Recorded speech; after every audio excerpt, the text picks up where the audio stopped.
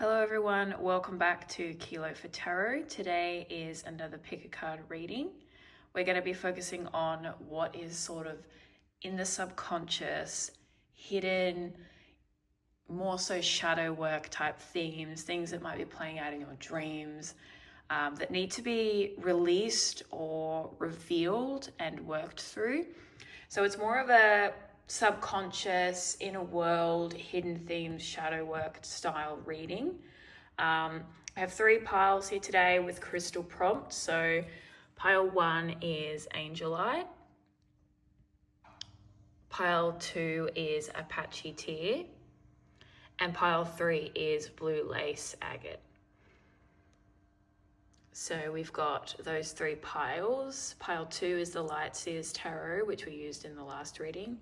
And pile 1 and 3 is Tarot of the Divine.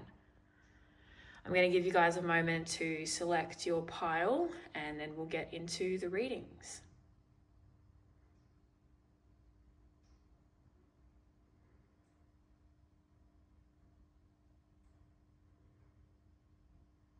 Hello pile 1, this is going to be your subconscious hidden inner world reading.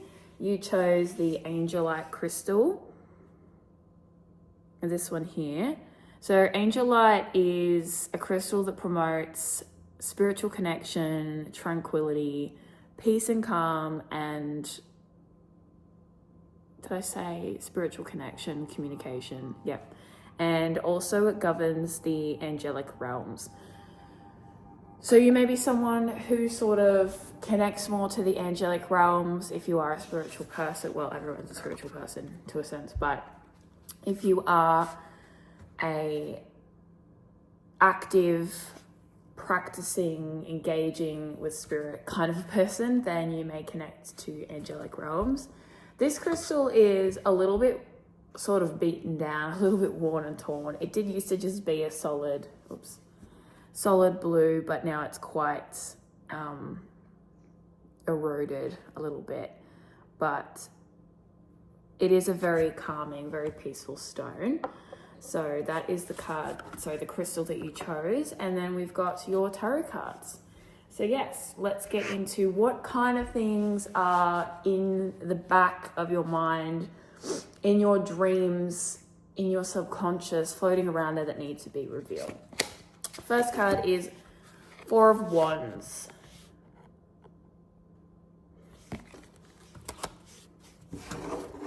Second card, 8 of Wands. Ooh. Then we have the Queen of Swords reversed. So that's the Queen of Swords. She's reversed. We have the Queen of Wands. A lot of fire energy. A lot of wands here. And the 3 of Cups reversed. Okay.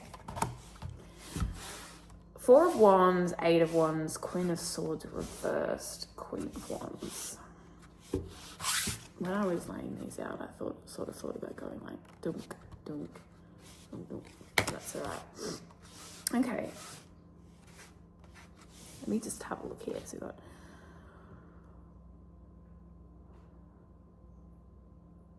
okay. So I feel as though with the 4 of Wands and the 8 of Wands together, we have a lot of, so 4 of Wands is very celebratory, it's very positive, it is very joyous, it's good times, fun, harmony, happy families. It can represent unions, marriages, houses, getting sort of all of the things that are pretty joyful. So it's a very celebratory card. And the 8 of Wands is speed. It's fast-paced energy with the 8 of Wands. I'm pretty sure. Let me just think. I'm getting that right, am I?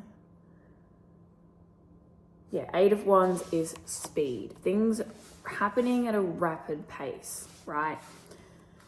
And then we have the Queen of Swords reversed. So potentially there could be a lot of things happening that are really just bang, bang, bang, bang, bang, like go, like lots of things are happening, lots of things, lots of chaos.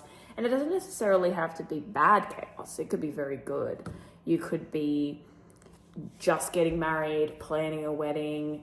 You could be making a big move. You could be buying a house. You could be pregnant. You could be starting a business. You could be, maybe you've got a lot of people in your life. You've got a lot going on, and it could all be happening rather quickly. And this could be making you sort of feel a little bit overwhelmed. Like there's just a lot going on.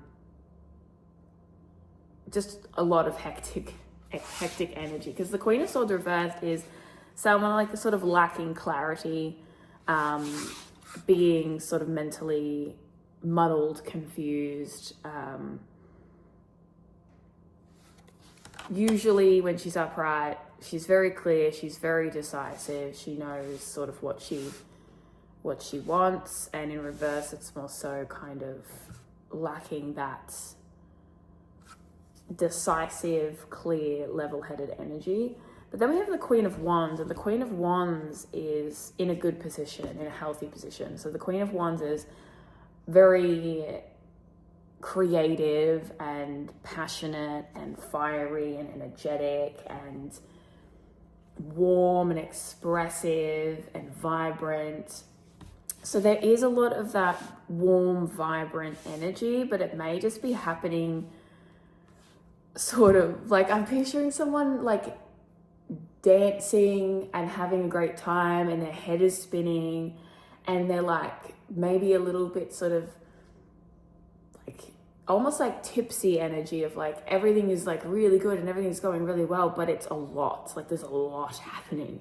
So there could be some pretty big shifts that are making you sort of feel like your head is on a swivel, like it's spinning and spinning and spinning.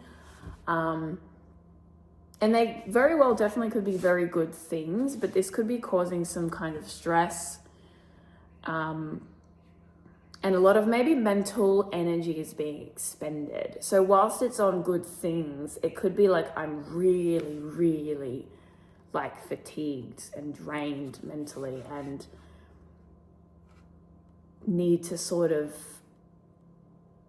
have things sort of slow down and come into that calm, peaceful state.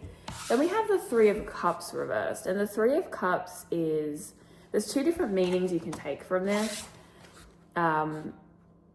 One is three's a crowd, so like there's a lot of people going on, there's a lot of voices in the room, a lot of chatter.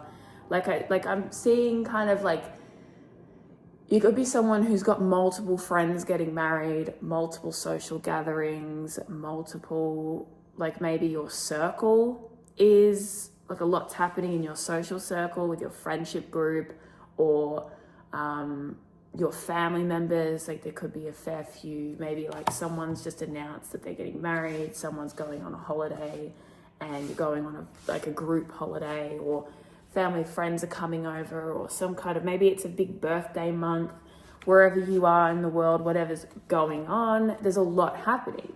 So on one hand, the Three of Cups is like too many people in the room, three's a crowd, lots going on. There's more tendency for more conversation, too much conversation, like too much gossip at once, too much chattering at once.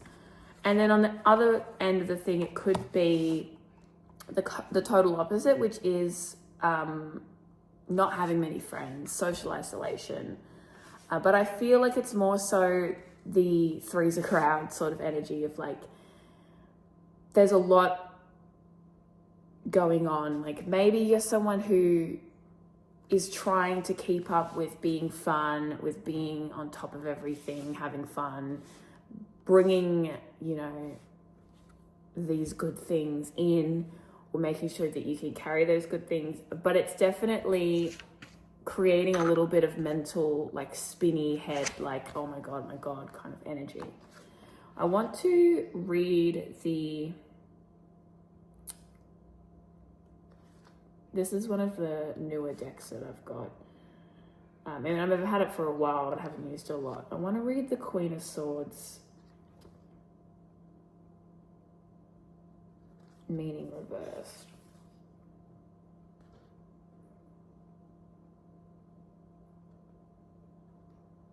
Okay, so in reverse, this card can represent bitterness, vindication, judgment, malice, pessimism. Okay, so on the flip side with this, there could also be some of you, so this could be a very dual message, right? As, you know, most collective picker cards could be. But what this could be is also like, maybe you're subconsciously, like if you're not in a place where this is all happening all at once to you, maybe it's happening to people close to you. I feel like it's more like maybe more connected to people closer to you or people around you, like your friends, your family members, but it also could be for you. But another message with this is, if this is something you're seeing in the world and this isn't happening to you, like these kind of more so positive things aren't happening to you, there could be a subconscious part of you that is a little bit like holding on to a little bit of resentment or bitterness or judgment, as this card says, about the fact that everything is happening so quickly around you for other people, but not for you. So if there's people around you in your sphere that are having all of these celebratory moments, life seems to be falling into place, going really fast, maybe that's happening to your friends and it's not happening to you. And that could be sort of creating a feeling of like missing out. Maybe you're dealing with some sort of FOMO or some repressed, because I feel like potentially you're sitting with like, oh yes, I'm really happy for everyone, I'm really, really happy. And you're sort of repressing or shoving down or not wanting to see or look at the part of you that is harboring a little bit of like comparison or jealousy. And jealousy is not necessarily like a bitter, horrible thing. Like you can be sort of lovingly envious and like, oh, you know, when's it gonna be my turn to live, to experience all of these things, you know, without it being like, oh, I hate this person for this. Like you could very much be harboring that sort of jealousy whilst completely being over the moon for people, right? That's not, you know, multiple things can coexist. So it could very much be a case of there is a lot of overwhelm with maybe time and things going really quickly, and other people potentially are sort of experiencing a lot of these things and you're still kind of waiting for that to fall into place, which could isolate you a little bit in your community. Like maybe all of your friends are, you know, doing really well with their creative pursuits or their businesses, and you're still trying to get yours up off the ground. In a more traditional aspect, it could be connected to marriage, children, that kind of thing. But steering away from that, it could also just be that your friends have found what they want to do, they've found their place in life, your family, your siblings, aunts, uncles, cousins, etc., have found their path in life, and you're sort of sitting there thinking, I don't know what I'm doing, I don't know where I'm going, like my head's not clear, my head's on a swivel, like everything's happening so quickly, and you know, I've got all this excitement and zest for life. Like there's definitely passion and joy and happiness here with this Queen of Cups. Like you are like there's vibrancy here, and there's celebration, and there's things that to love and to be excited about. But there's also, with this Queen of Swords, there's this very much in the head related, thinking related stress, and potentially even like frustration, resentment, or lack of clarity or lack of direction or confusion surrounding something. And it could be like, okay, well, where's my, happy ending? Where's my happily ever after? Where's my scenario? Like, when am I going to get this business that I've been trying to do off the ground? And when I say business, like, I think most of us use the same kind of examples, but it could definitely be very non-linear, non-conventional things. Like, even just, you might have been, for me, for example, I've been sitting on like 7 different book ideas for like 16 years and I haven't gotten anywhere because I'm always putting it off or, taking it and going, no, it's not good enough, or no, that's a stupid idea, or no one's going to read it, or I'm not going to be successful, or it's going to be humiliating if I fail, or I'm too busy at work, or, life happens. And next minute you're like, oh my God, when am I going to get that up and going? Next minute it's been 20 years, So it could be something completely like off left field, something completely personal to you, but this could be creating a sense of disconnect in your community, a sense of feeling different from other people, feeling isolated. Even if you have a lot of people around you and a lot of good friends and a lot of fun connections, it might make you feel sort of isolated, that you haven't necessarily achieved the same things or as many things, or even completely different things, but that feel more intrinsically connected to you and more authentic to you.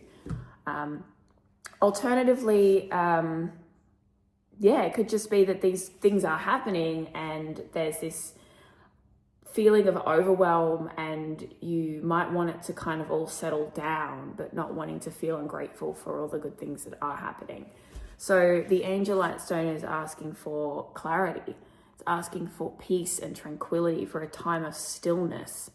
So what needs to come to the surface are these feelings of overwhelm and stress and pressure related to, what you have or have not achieved, what others have achieved, or just sort of needing to take things off your plate in terms of,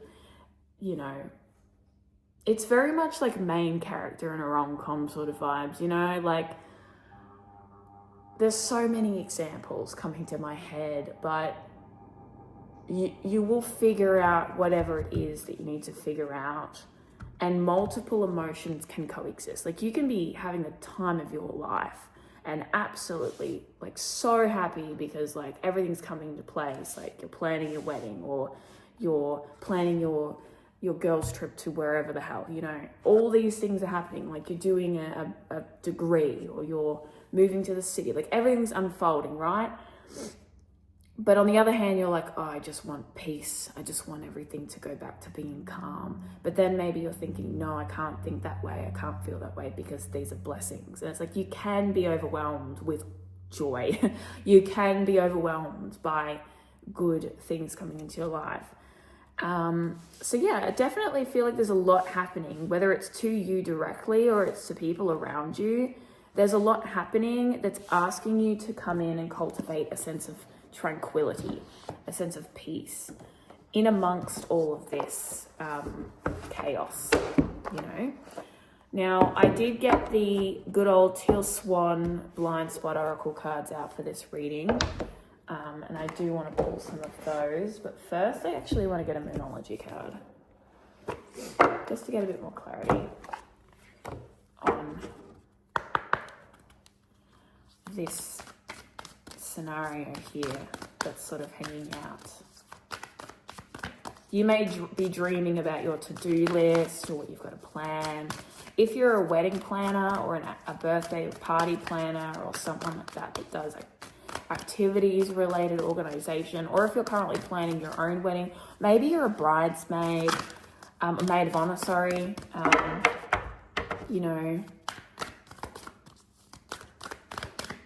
maybe you've had a lot of, also destination weddings are some reason coming to mind. Destination weddings, rom-coms, very movie type things could be at play, whether it's your wedding, a friend's wedding. Or maybe not even that. Maybe you're just watching a lot of rom-coms thinking like, when's this rocking up, you know? But it doesn't have to be weddings. It's just the Four of Wands is very heavily wedding. And with the Three of Cups reversed, it sort of looks like these are sort of connected in terms of like that celebratory energy. You know, like it's very much celebrating with a group of people, with friends.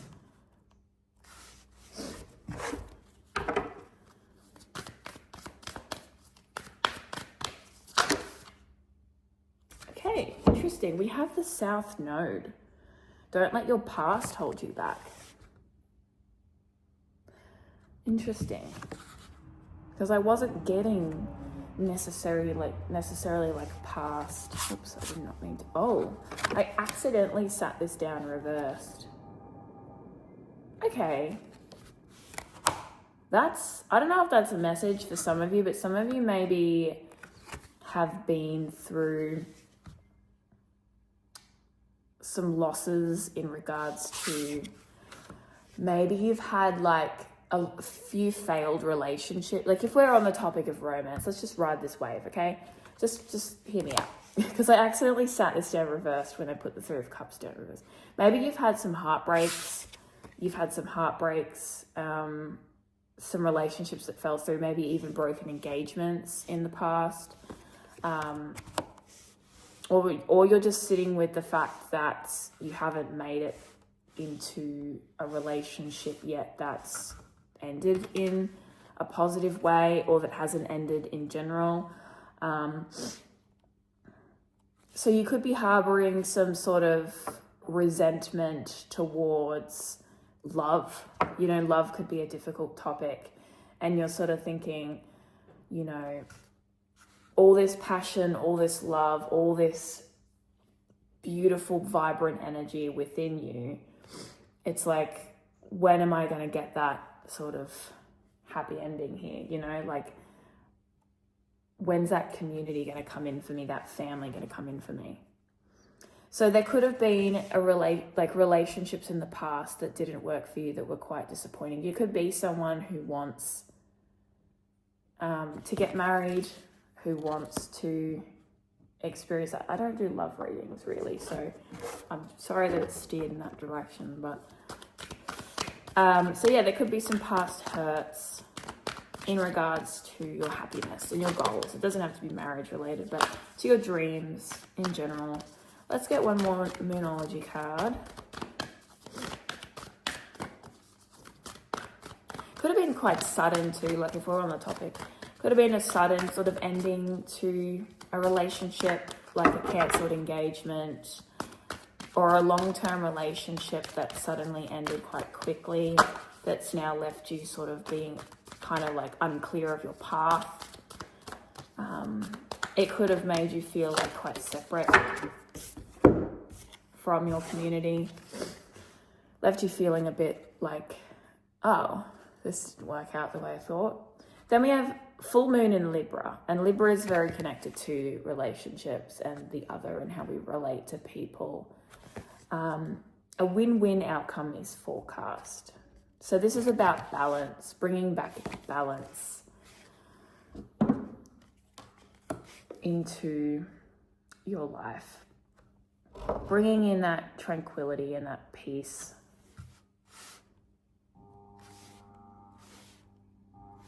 So yeah, something has left you sort of discombobulated mentally, feeling like you've lost clarity. You don't know kind of where to turn, like lots of shit has happened, whether it's good or bad. I do feel like though there is, or at least for a portion of you, there is like a lot going on in a good way, like a lot of celebratory energy. But for some of you, it could also be on the flip side of these things sort of, you know, leaving you feeling as if all of that wonderful energy was building, and then it just sort of went, you know, and became quite a disappointment and left you sort of feeling judgmental and bitter and potentially even a bit jaded towards those blessings and those kinds of things. But there is good times, there is good fun energy here for you. And it can be quite overwhelming too when that happens. But yeah, so for some of you that definitely could actually just be a past sort of a hurt that has made you feel that discombobulated energy. Let us get some astral realms. And it could also be friendship breakups too. Like, this doesn't have to be romance or anything. This could be friendship breakups, loss of friendship and community, because I feel like friendship is heavily connected here as well. We have curiosity with Jupiter and Apophyllite. Jupiter is one of my favorite planets. Jupiter is just, to me, Jupiter is like teenage energy, like young. Well, actually, to me, if I was to personify Jupiter, and this is just an individual sort of, because Jupiter's also very wise. Like, Jupiter's not just the full energy. Like, Jupiter is connected to Sagittarius and Pisces. So I feel like Jupiter is the inner child, teenager, and young adult who is like zest for life, expansion, go.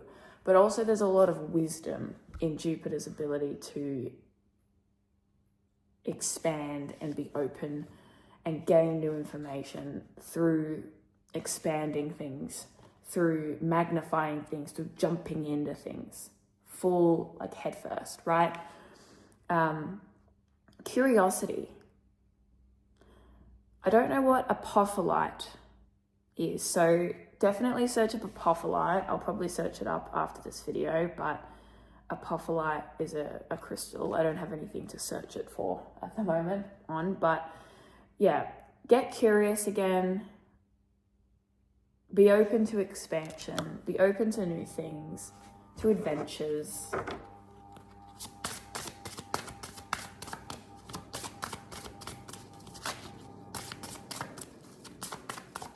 feel like we should use another one of these. I'm going to pull the... I'll put this in the center. The number 26 could be relevant. You could be 26. You could be in your 20s. It is the year 2026. So there could be good things to come in the second half of the year. All right. Let's get the blind spot. This is where the shadow work comes in. These cards are... Teal Swan is... I don't know if you're familiar with Teal Swan, but she's a... Some of her opinions can be confronting in terms of shadow work. You know, she doesn't really do a soft launch. We have 49, and this is what it looks like. So there's nothing you can really gain from the imagery, or at least, you know. So we're definitely doing by the book here. What we're going to do, so 49. Here we go. Okay, so this is the card of biases. Right, which is interesting because with the Queen of Swords reverse, it talked about judgment and making judgments, casting judgments, which doesn't necessarily mean towards others, but it could be just casting judgment on your life and being like, well, this has happened before, it's going to happen again, or this is what's my experiences. And obviously, like, that's a survival thing. You know, we survive based off that. We're like, okay, I was terrorized in school, so now when I walk through the world and go into groups of people, I feel like I'm going to be terrorized again, you know, like that kind of thing. If you have difficult experiences with family, for example, growing up, and maybe you marry into a family, you're going to walk into that family expecting not to be welcomed with open arms, but to be cautious and prickly and prepared just in case that they hate you or they don't like you or that they turn on you. If you've been heartbroken a multitude of times, you're going to enter a new relationship really with, like, on cat's paws, you know, like tentatively stepping in thinking, when's the floor going to fall out from underneath me, you know? Like, it's our survival. Because if you walk through the woods, if, you know, you're out hunting, gathering, doing what you're doing, you walk into this patch of woods and never come back out, everyone around you is going to know that. They're going to be like, that's a dodgy place, don't go in there. Or go to a watering hole. Next minute, there's a fucking crocodile eating your face. You're not going to go back to that water hole again, are you? No. So it's all survival. I don't know if that made any sense, sort of went on a tangent, but you learn from your past experiences and you use that information to prepare yourself because it keeps you alive. The only flip side to that is that nowadays, most of the things, it's not really necessarily about physical survival, but our bodies think it is. And it's very hard to rewire our biases and our judgments once we have got them ingrained in us. But anyway, if you have drawn this sigil, you are biased. Now I'm just reading this from the book, so please relax your boundaries of, well, not your boundaries, but relax your walls and your defenses, because if any of this comes across as insulting, it's not supposed to. Being biased is currently causing you to deviate from conscious awareness as well as rational judgment. Now, Queen of Swords does talk about rationality and clarity and clear-headedness, making those clear, decisive decisions. A bias is a tendency, inclination, or prejudice towards and or against something or someone. Someone who only eats healthy food might be biased towards healthy food and biased against junk food. A boss who is threatened by the idea of women in the workplace because of his social conditioning might be biased towards male employees and against female employees. A typical Catholic priest believes in the Bible and is biased against the termination of pregnancy. Unconsciously, you tend to search for and focus on things that confirm what you already believe. Therefore, you're biased towards your own perception of reality. When someone behaves in a certain way, you make assumptions about why they're behaving that way based on your previous experiences, which is very, very true. We all have our own different sort of conditioning. All right? Therefore, you are biased toward that meaning that you yourself have assigned to a previous similar scenario as opposed to an alternative explanation. Even people who are not deliberately prejudiced have implicit biases that escape their own self-awareness. We tend to see ourselves as less biased than others and are able to identify the biases other people have, but are often blind to just how biased we are and relative to what.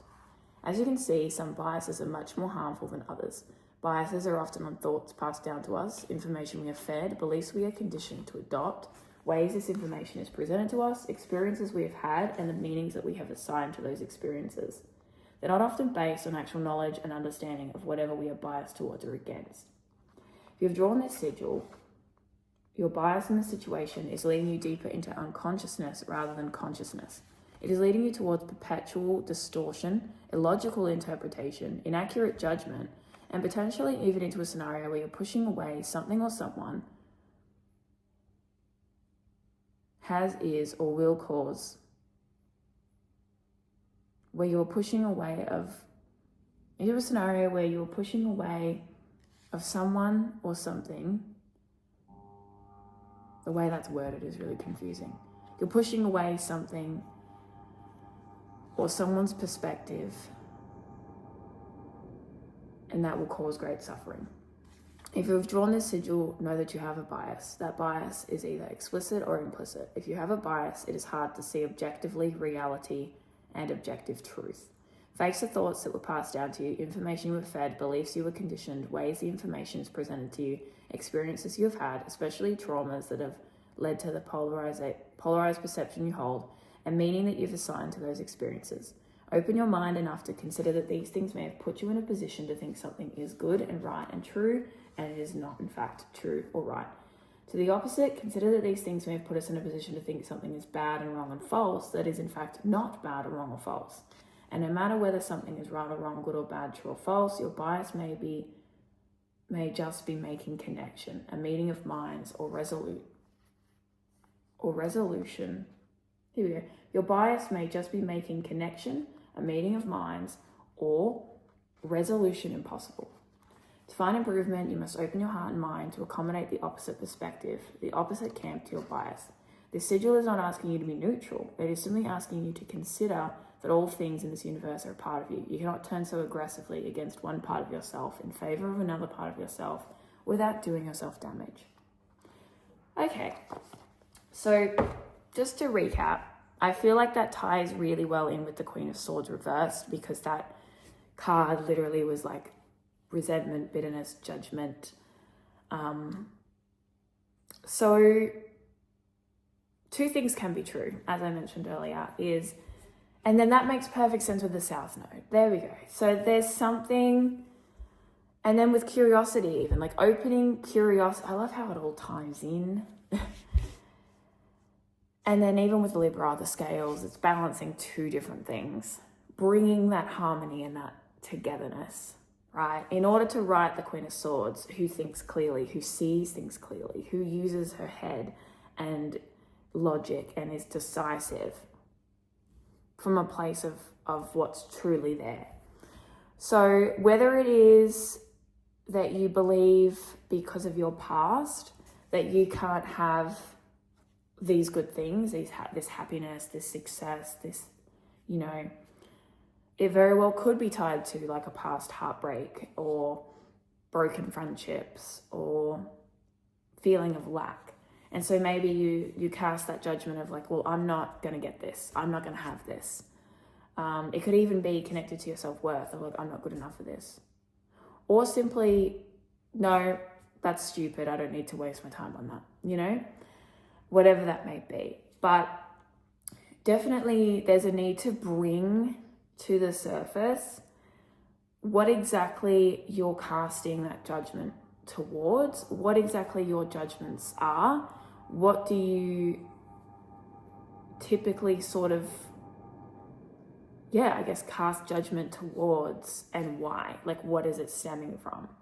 And I feel like this is very connected to that abundant energy, the abundance and celebratory energy. Okay, so in all the scenarios that I mentioned before, whether it's that, like, there's a lot of busyness going on with people around you, and maybe you're thinking, well, I can't have what they have. I can't have that because of X, Y, Z. Or maybe it's not necessarily things happening to your family members or friends or people around you, but things that you see in movies, you know, things that you see on social media out in the world. Like, oh, well, this person has these things here. I can't have that. Whether it's a personal goal in regards to, like, it could be I'm trying to keep these to 30 minutes, but I think we've done the dash with that. It could be connected to, you know, anything, you know, any aspect of life. It could be something as simple as like a specific car that you want to own, you know, but it's that kind of like abundant creative energy. But I do feel like it's connected to community in some way, shape or form, like your core community, friendship, love, family, connection, and like fiery energy, like the hearth, the home, the gathered around the fire pit, dancing, celebration, like that sort of imagery. I feel like it's tied into that, into those experiences in some way. So that is essentially, like, sit with yourself in a state of peace and tranquility where you can quiet your mind. If you do have an angelite crystal, by all means, use that. To sort of connect into that quietude, like quiet soul, like self-solitude, quiet space, and slow down the mental noise and the judgment and well, I'm just going to chop that idea off because it's not, you know, going to happen, you know. I just want to get a house card to see what area of life this is connected to.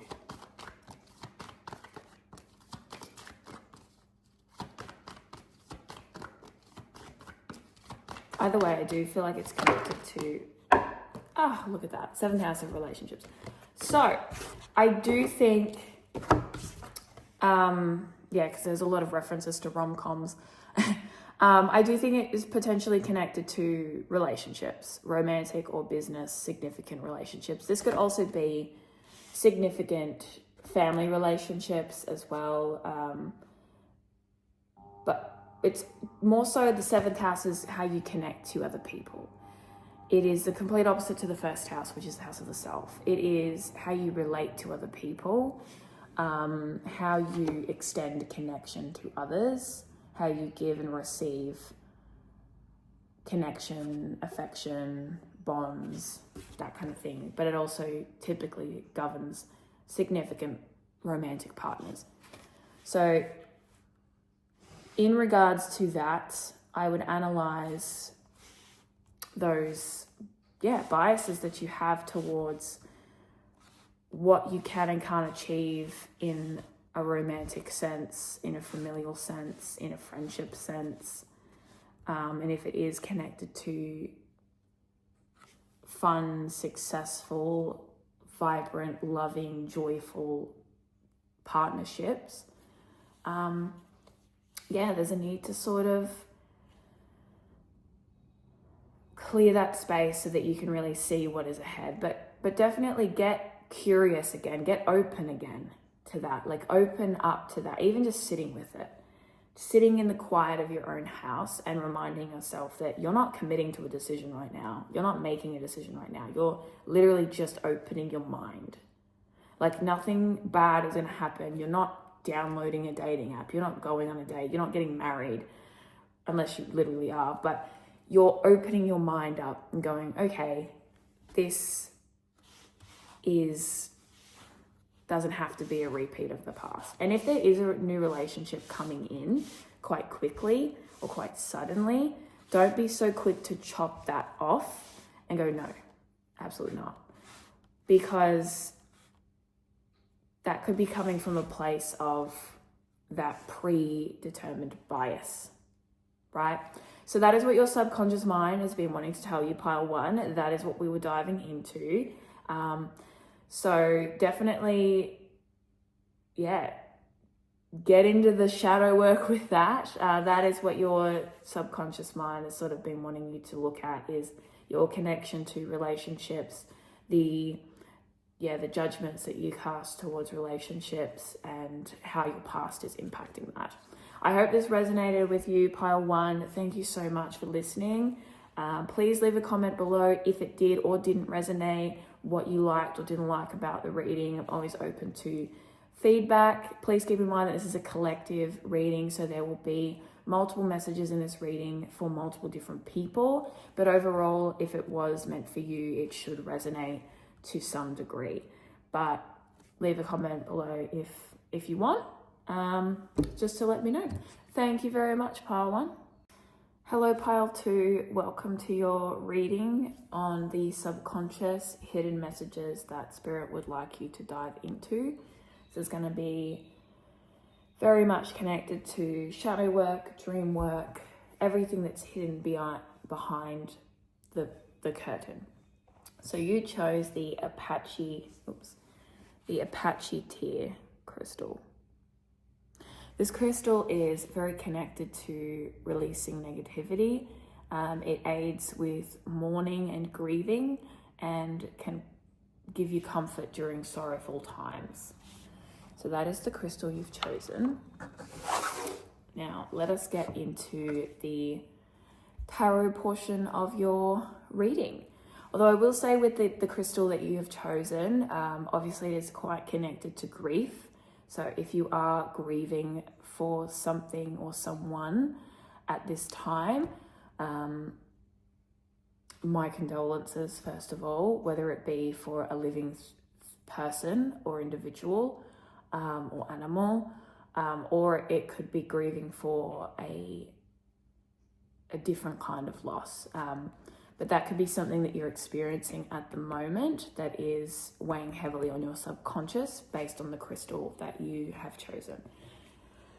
Now, we're using the Light Seers Tarot, which is the one I used in the last reading. So let's go with your cards. We have the Three of Pentacles reversed. We have the Queen of Pentacles upright. We have the Six of Swords reversed.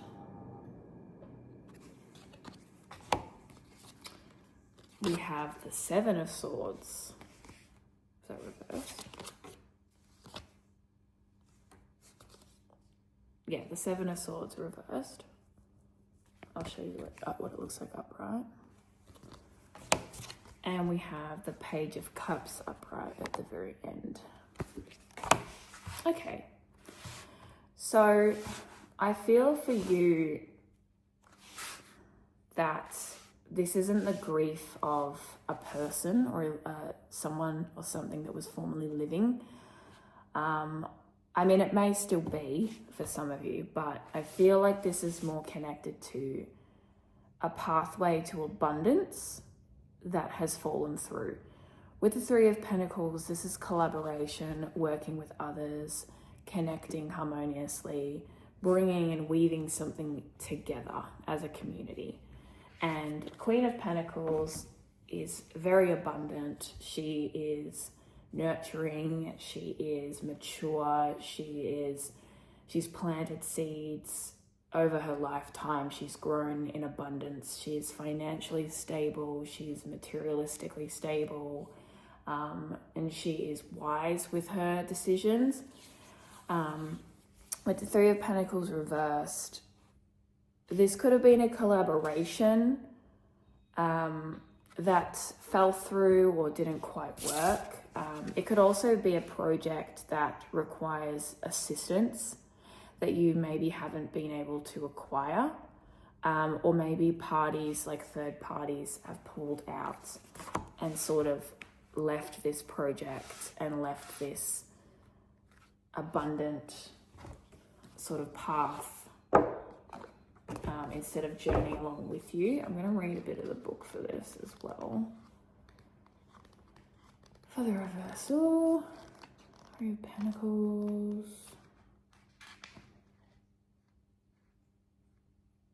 Okay. So yeah, it's just difficulty working with others, maybe being too independent in the way that you want to do things, being too independent, not necessarily asking for help. Maybe you're someone who struggles with delegation or asking for help, or feeling as if others could do this with you.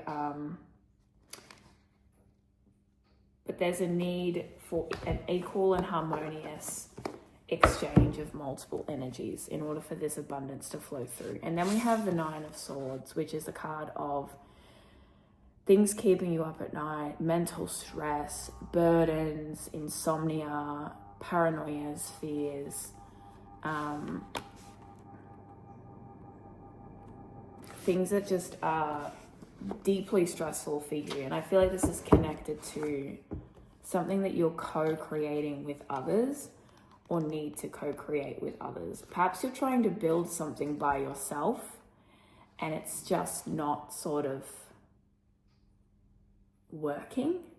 Or alternatively, you've built this life for yourself, but it's very individual and very separate from others.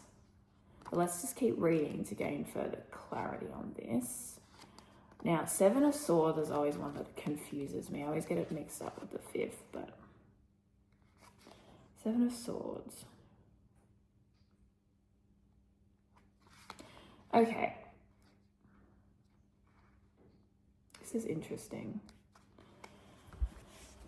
So there's a couple of different ways we could look at this.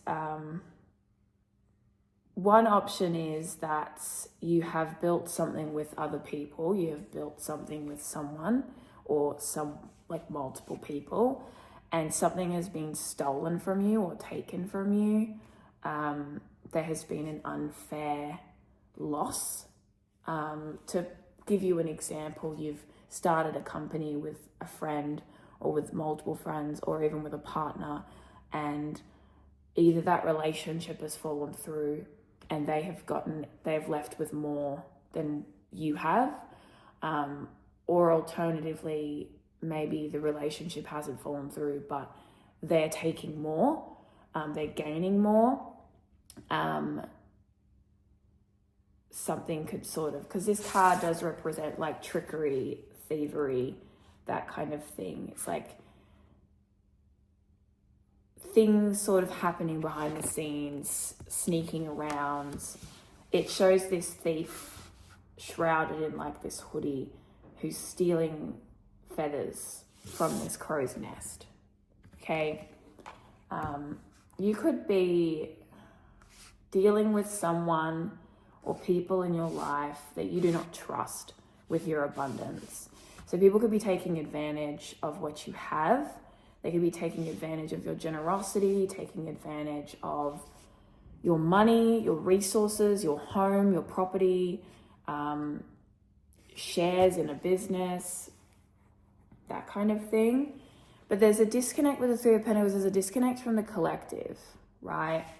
So you could also, the other message could also be that you're potentially holding on too tightly to your abundance, and you're not necessarily allowing others to come in with their ideas, with their thoughts, with their contributions that could be quite valuable to you and them and to this thing. And that's kind of constricting your collaboration and the energy flow, which is equal give and receive. There needs to be reciprocity that is equal and balanced. And in one way or another, whether it's you or these other people or other person, someone is disrupting the balance of that. And they're either giving more or taking more. Giving too much or taking too much, and therefore they're not getting enough themselves, or they're getting too much themselves, okay? But there's a disruption in the flow of harmonious collaboration with the universe, or with others, or with a partner or friends or something like that. And there's a dishonesty there. There's a lack of trust, or things that are sort of not being aired. And that is causing a lot of stress for you subconsciously. So you might be having a lot of dreams that are quite distressing. You may be finding that you're waking up a lot in the night, that you're stressed a lot, you're not getting good sleep.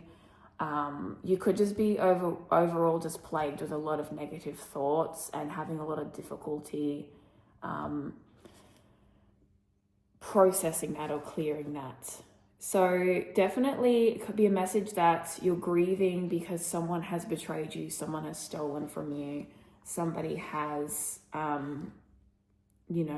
hurt you in some way and taken something from you. Alternatively, it very well could just be that there's some self-deceit in there as well of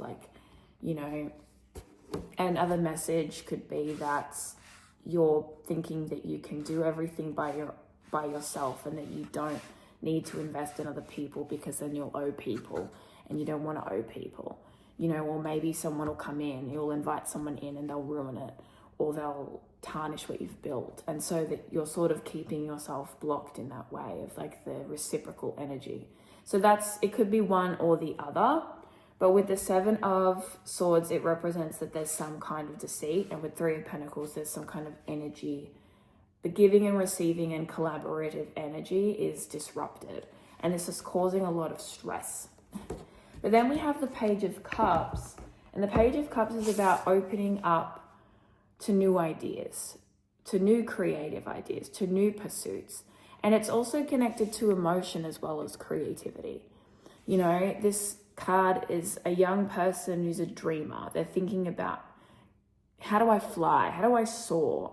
And then they've got the little when pigs fly, like a reference to the saying when pigs fly, or like, oh, that'll happen when pigs fly, and he's sitting there thinking about, well, pigs could fly, it's very connected to this dreamy, young, sometimes naive, but that's more so in the reverse, but just open-hearted, curious, imaginative energy. It's like letting your imagination soar, head in the clouds energy, right? So I feel like there's a need to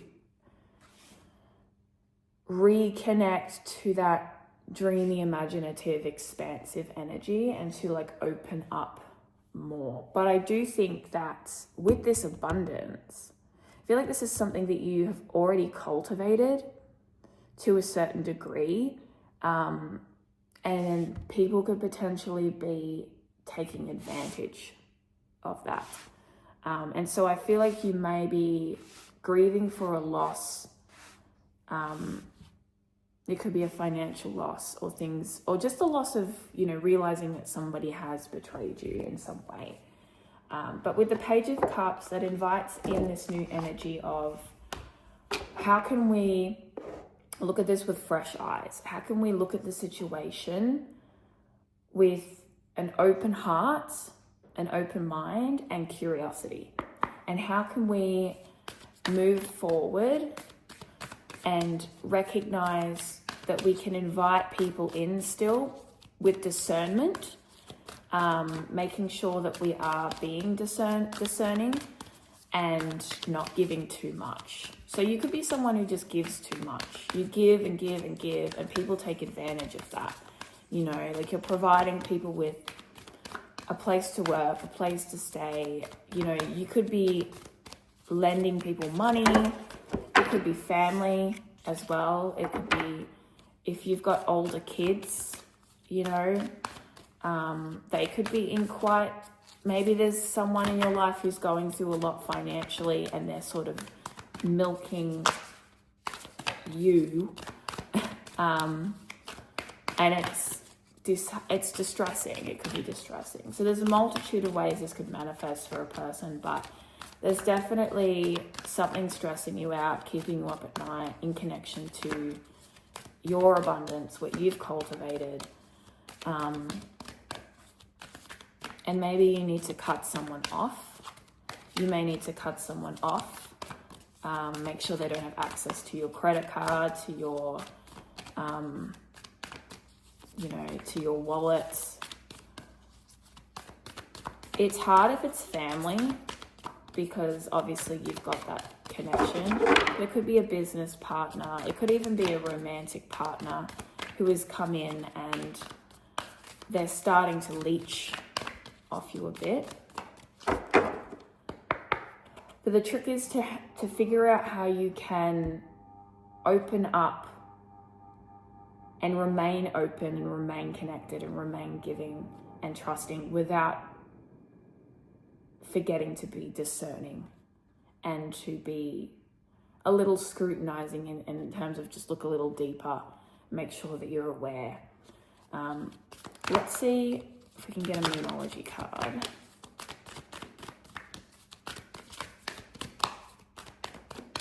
Alternatively, if you haven't got this thing off the ground, you may be scared of letting other people in case they do this. Like if this hasn't happened or transpired, it could be something that you're afraid will transpire.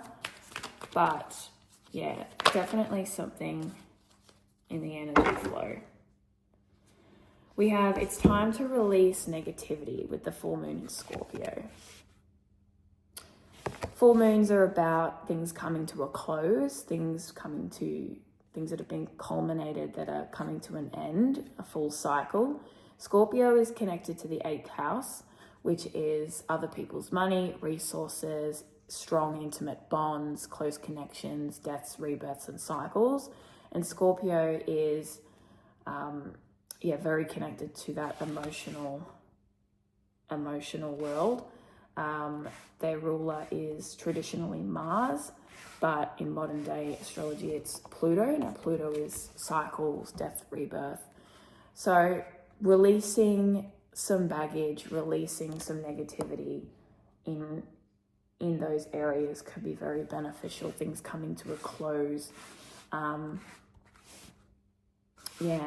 That stress that you're carrying, that negative energy that's probably tied to this, that you need to release that, because it's going to make it harder for you to continue to expand and continue to be abundant. And the Page of Cups wants you to remain sort of remain in that place of openness and seeing things with those fresh eyes.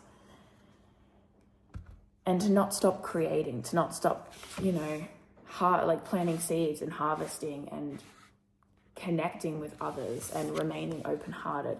We have, what do you need to release with the waning moon? Okay. Yeah. As you approach a new cycle and a new chapter, there's a need to release things that no longer work for you, that no longer serve for you. So this could be cutting loose a co-worker, an employee, ending a relationship, ending maybe even, it could even be like retirement too, or leaving a career that's been quite abundant for quite some time. You may feel, maybe for some of you, this is leaving a career, closing a door. You could be working somewhere that is I feel like I've got something here with this thing that I'm going down now. You could be working somewhere that's just been causing you a lot of issues. There's like a disconnect in the give and receive, and either you're putting in too much, more than you should have to, or you're, just not getting as much as you should. And this career path may have served you for quite some time, but the stress, and even the stress of thinking about leaving it, could be causing issues. But there's just not that harmonious collaboration. There's not that give and take. There's not that balance with this anymore. And maybe you might feel, if it's someplace you've worked for quite some time, you may feel like you are betraying them by leaving, by pulling out, by quitting, by steering off into a trajectory. You may even feel like you are hurting yourself financially by pulling the plug or leaving this place or retiring. But there's a need to, with the Page of Cups, there's something new, something brand new that is young and full of hope and creative ideas that is coming through. And there's a lot of negative baggage tied to this source of abundance that's keeping you in this negative cycle. And this may need to be released. So this could be, leaving a job, quitting, retiring, and instead pursuing your joy, pursuing something else. And the feelings that come with that could be like, how do I balance my finances with my mental health? How do I balance this new chapter? What do I do with myself when I leave this thing, But there's definitely a new cycle is coming, and something has to be shaken up. Something has to sort of give. So your subconscious mind is asking you to look at what you're holding on to and the lack of harmonious energy flow and how that's, manifesting for you. It could be definitely like you're very stressed in your head, constantly, overthinking, not getting good sleep, expending too much energy, giving too much, doing the work of 3 people, doing the work that you shouldn't have to do, being too generous towards other people to the point where you're like pouring all of what you have into keeping them afloat, supporting them. And whilst of course sometimes, you have to, for example, if your child is sick, obviously you're going to pour into them, right? But when it's coming from someone who is intentionally leeching off of you, I'm not talking about people who need genuine support in a difficult time. I'm talking about dodgy people here. This is the 12th house. So this is what this connects to. So the area of your life that is overwhelming,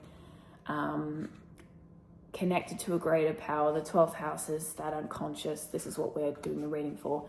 The unconscious mind, the things behind the scenes, hidden. You may have hidden enemies. You may have people who are working to sap your energy, who are not to be trusted. I would look at, like people who are in your workplace, who are dodgy, who are doing a dodge. People who are constantly asking for money, coming across like they're gonna, pay you back, or that they're gonna support you in other ways. Look at your relationships and see like if there's any relationships where it's all give, and they're not reciprocating in any way, shape or form. They're not filling your cup. There's no symbiosis. I would look out for that, because it's causing a lot of stress for you. All right, let's get a astral realms.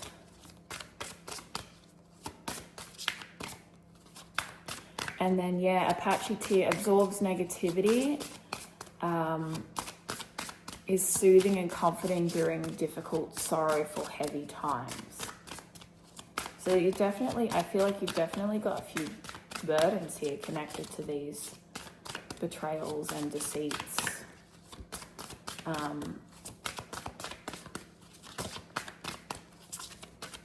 You may feel guilty for pulling the plug on this particular thing, person, place, career.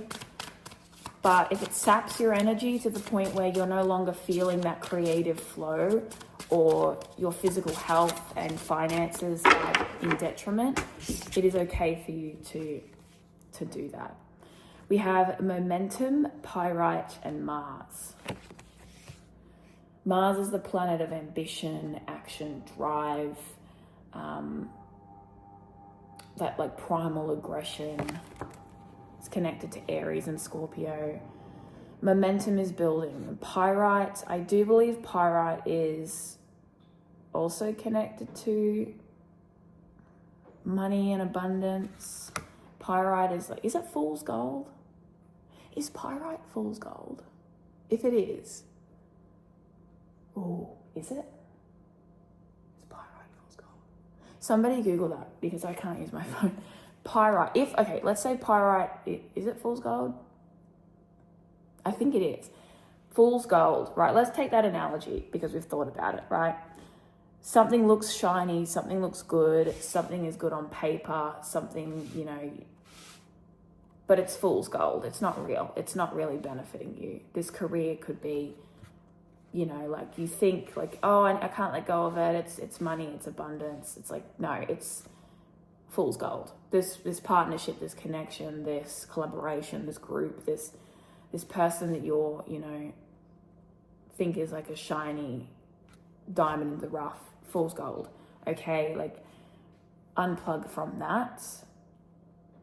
There is abundance waiting for you that is going to be genuine and real and give you so much more than the crumbs that you are getting from this place or this scenario. Okay, so things will be shaken up. Things will need to kind of move. And then the number 24 could be relevant.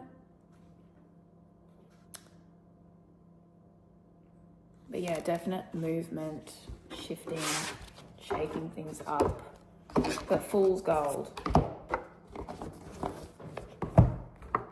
There's a song called Fool's Gold that I have in my playlist. It's about something that, seems good, looks like it's working out. Oh, but it's paying the bills. Or, but I don't want to risk, losing this thing or what I've built. But at the end, there's a lot better things out there. Now we're going to get the teal swan. Blind spot shadow work card for you, pile 2. And if you've put a lot into this, I completely understand the grief behind it, of I've put so much into this job, this passion, this pursuit. I've worked for years and years on this project. I've devoted so much time or money or love or devotion. What a waste, you know, and now you have to grieve for that. We have 20, number 20. That's what the cards look like. Let's read the book for that because I'm not getting nothing from the imagery. Alrighty, let's see what the subconscious has to say with 20.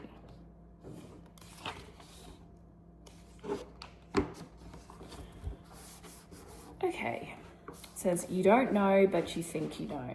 If you've drawn the sigil, you think you know everything in a circumstance, but actually you do not know everything, and a critical piece of information is missing.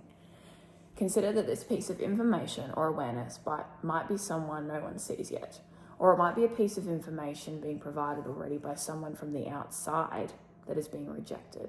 And that connects to the 12th house. The 12th house is things that you don't see.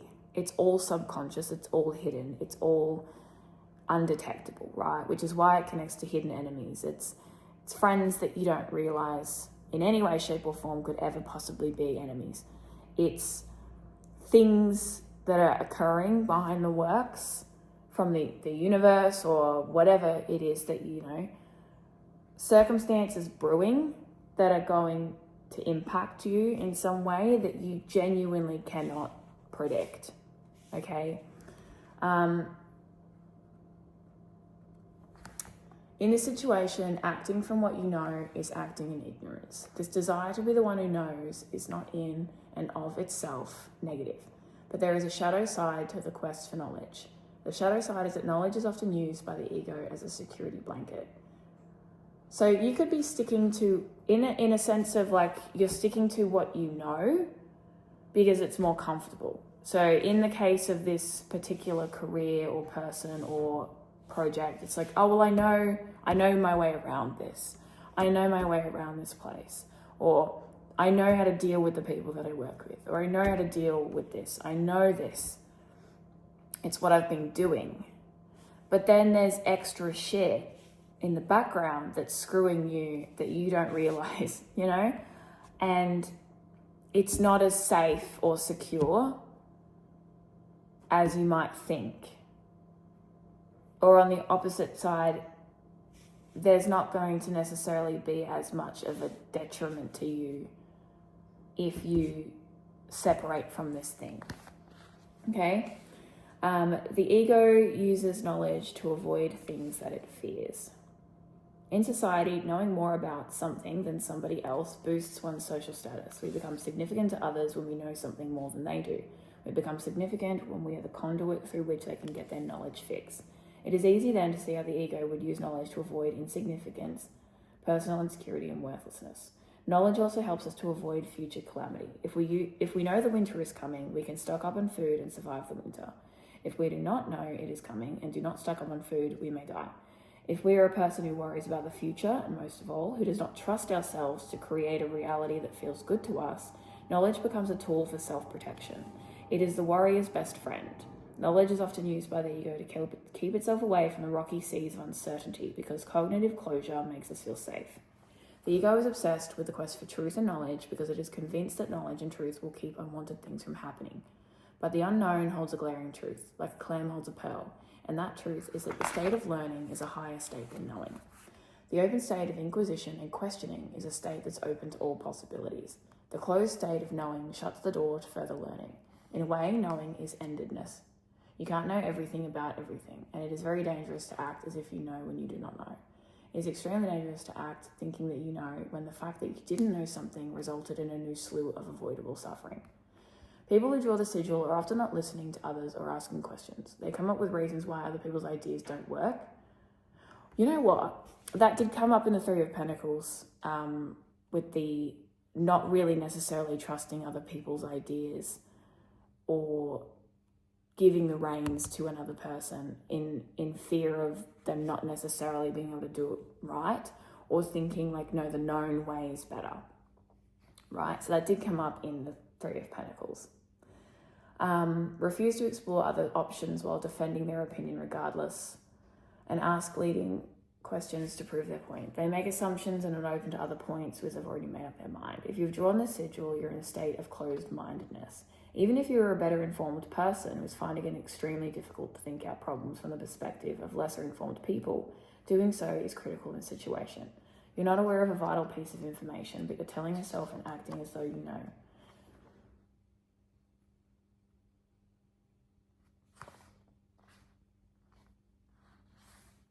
Here we go. And just... Okay, brave enough to... If you've drawn the sigil, you need to be brave enough to face what you're trying to avoid by knowing. Open your mind. Let curiosity be your mental set point. Knowing that a critical piece of understanding that you do not have right now will come to you at a time and from anywhere, even potentially the most unlikely of sources. And I think that ties beautifully in with the Page of Cups being that, like I said with the Page of Cups, is that open-hearted, curious, imaginative creature that goes, oh, but what if, when pigs fly, like what if they did? Head in the clouds, open to new things, okay? So I think going into that, a lot of the anxiety that you might be experiencing is connected to, well, I need to know what's going to happen to me. I need to know how I'm going to be secure, how I'm going to be steady, what's working right, what's happening right now has been working. What I've been doing has been working and working for me for quite some time, and I don't want to change that trajectory. And then with the Seven of Swords, that's like, yeah, that's self-deceit, but also imposter syndrome as well. Like feeling as if, you know, maybe you don't trust a new direction that may come in, okay? So on one hand, there's a need for some of you to let go of what you know and to step away from what is leeching your energy and closing off your heart and mind to newness, and step away from that and into something new that you may not be able to predict, that you may not be able to be like, yeah, I can see this, you know, settling me. I can see this, you know, being abundant for me. And trusting that you can step into that and carry yourself through that you can start a new chapter and release the old. And then on the flip side, if this isn't a leaving of a job or leaving a person or leaving a career, it is the need to release some control and to allow other people, like I said, with the reciprocity and the chink in the chain with that, like there's a disruption to the give and receive. So perhaps you are holding too tightly to that cord and that energy is not flowing because you're not opening up to trust, as this card has pointed out, of like trusting other people with your business, or if you are a business owner, not trusting your, you know, assistant manager to start to incorporate their ideas that might very well be quite good just because it's a new thing or an unknown thing, right? So on one hand, it could be definitely like, yeah, stepping away from something that's sapping your energy because people are taking, but you're afraid to step away into something new in case, because then that's a whole new bag of worms, right? It's a whole new situation of like, well, now what do I do? Where do I go? Do I have to start again? Like, I don't know. It's safer just to stay here and get my energy sapped.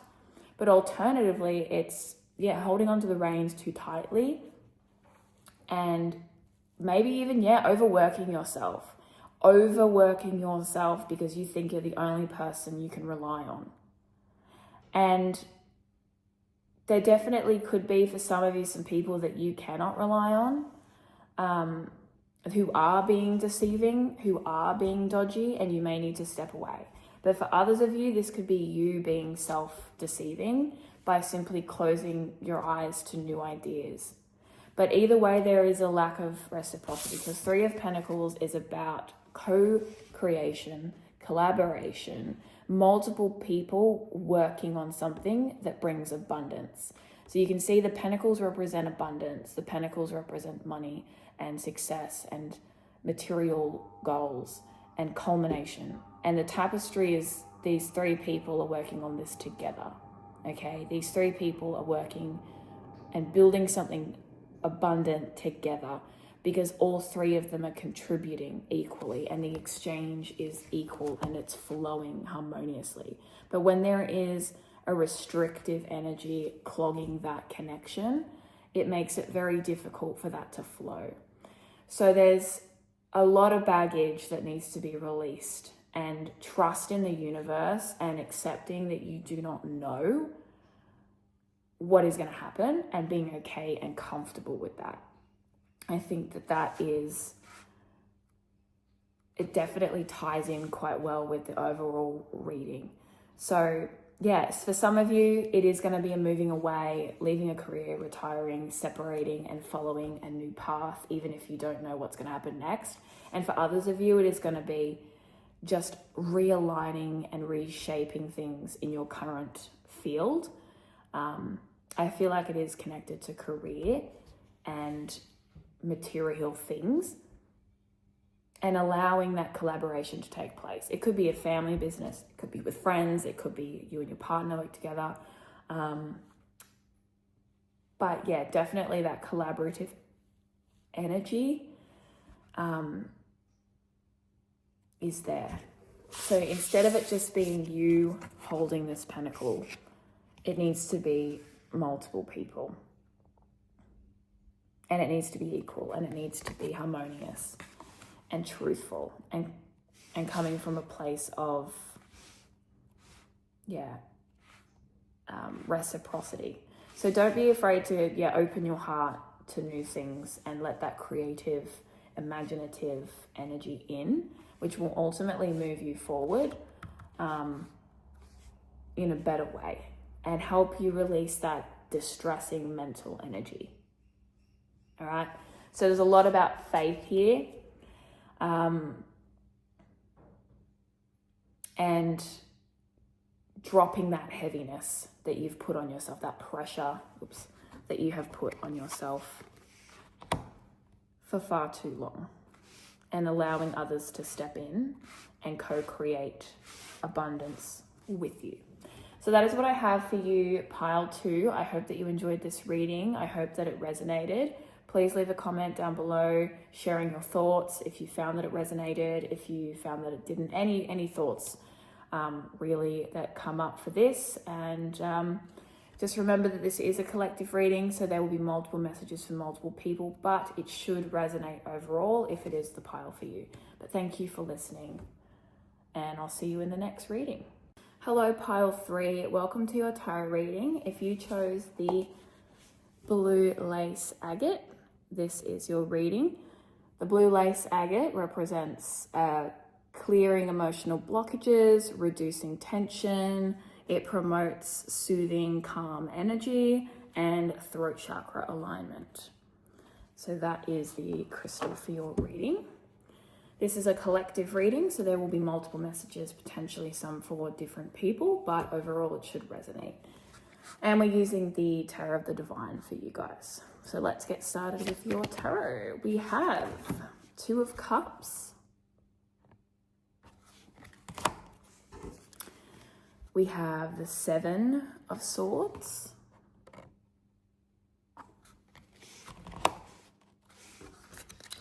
We have the Knight of Swords. We have the 8 of Coins. And we have the Page of Swords reversed. Okay. Rightio. There's always one reading that has like so much going on. Okay, so 2 of Cups, that is balance, that is 2 energies coming together, that is the merging and harmony of energy. It's also connected to the heart, to love. People often connect it to romance, but it can also just be balancing energies. Then we have the 7 of Swords, and the 7 of Swords is thievery, trickery, betrayal, deceit, but also like imposter syndrome as well. So here we have this little I mean, I suppose it could be a wolf, but it does have a very fox-looking face. Could just be like a different type of fox thing. And its reflection is like the shadow that's coming up here is of like some kind of monster creature, right? But the interesting thing with this card is that because it's an animal, it is taken these feathers, these little arrows here, from this community over here, right? The interesting thing about this is sometimes we believe that we are bad or we're doing something bad when we're just doing what we're supposed to be doing, right? So usually with the Seven of Swords, I would say that like look out for deceit, look out for betrayal, but it's also imposter syndrome. So that is like, you know, someone thinking that they are not enough or that they're not good enough or that they're doing something wrong, when they're actually like just surviving and just doing what they're doing, right? And with this little foxy wolf thing, I mean, that's not food. I don't know what that is. They're like little arrow. Oh, actually, those are like stone tools. I thought they were feathers, but they're like stone tools. So they're like resources. Okay. So this could be, on one hand, it's about feeling like you're a villain when you're just not. And the other hand, it's also about doing something wrong or someone around you doing something wrong or sort of taking things that you don't need, right? And then we have the Knight of Swords, which is that clarity, intelligence, fast-paced sort of mental energy, being decisive, making decisions. And then we have Eight of Coins. This is like working very hard to build something up. It is practicing, honing your craft. What's interesting with this version of the Eight of Coins is that this person is crafting these pentacles through pain. So this person is in tears. They are clearly having an allergic reaction to this stuff. Their hands and feet are red and bloody and on fire and itchy. Even their like neck and chest is itchy, and they are crying. But they look very, like, she's very determined. She's frowning, but she's got that like, I'm gonna do this no matter what energy, right?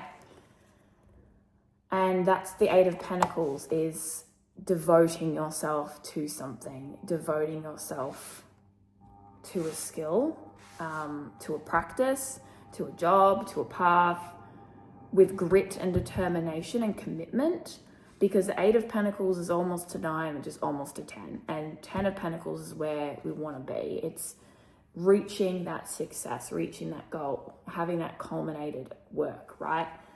And to do that, we have to work quite hard. And then we have the reversed Page of Swords, which is interesting.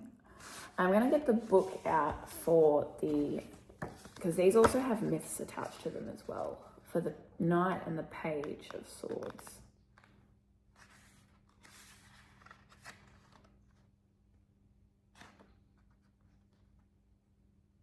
A strong, assertive warrior, intelligent soldier, unafraid of leaping into battle and employing unconventional techniques to win. Rebellious, loyal, and fierce. Brave, confident, action-oriented, and intellectual with the Knight of Swords. So that's definitely mental courage, mental strength, being intelligent, being quick-witted, being decisive, knowing when and how to act quite fast, and being very driven in regards to something here with the Eight of Coins. So you are, I would say, quite strongly committed to something.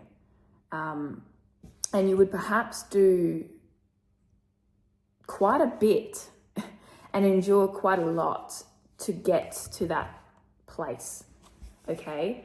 And with the Page, this is, once again, this new ideas, it's thoughtfulness, curiosity, optimism, communication, adventure. Once again, connected to the swords, which is the mind, the intellect, ideas, thinking patterns, how we speak. And in reverse, it can be quite blunt, direct, defensive, a little bit too, not so much sentimental or emotional, but more so like getting to that point or place that you want to be without too much sort of, I don't think that you're very like logical about this, very intellectual about this, very in your head, very determined, very goal oriented, and quite determined to the point where there's maybe like a laser focus on this particular thing and not a lot of connecting to the heart space or to the emotions, right? And this is connected, this crystal here, this blue laser gate, that's connected to the throat chakra, which is the communication, the expression, your voice. It's things like learning, writing. So that's definitely connecting with this crystal here. But it also aims to clear emotional blockages and reduce tension. And I do feel as if you've got like a one-track mind at present with whatever this is, which is quite interesting. Okay, it's like you're determined, but it's also potentially there's some disconnect from your emotions, some bluntness, some sort of I'm willing to chop off anything in my way, no matter what. And then with Seven of Swords, oh, it's a coyote. Okay. So again, that clever trickster energy, which is dual meaning. So it can be that someone in your life or you, if it was representing you, could be cutting corners, maybe potentially employing a lot of strategy, shuffling things around, figuring out how you can make the most, how you can get what you need to get from other people or places or things in order to then pursue your goals, right? So on one hand, yes, intelligent, tricky, witty strategy, very clever energy, but there is a need to be cautious of what is going to come from that, okay? Because there could be, you know, like one of these days you could end up sort of, yes, you want to get to where you want to be, but at some point you may end up hurting somebody else or taking too much from somebody else. I do want to get some more information. Then we have the Two of Cups at the start, which is quite a difference between the other cards, which are all very practical and intellectual. But I do think that what is behind this drive, this ambition, this intelligence is the tendency to be a little bit too quick to cut off anything that isn't useful to you. There could be a little bit of coldness and a tendency, like, yeah, you're just doing what you have to do. Like, you're just doing what you have to do to survive. I'm just doing what I have to do to build my business, to build my career, to build up my work. But I think there is a need to open up to the possibility that you may, in the process of this, whilst you're focused on this so heavily, to look at how you may be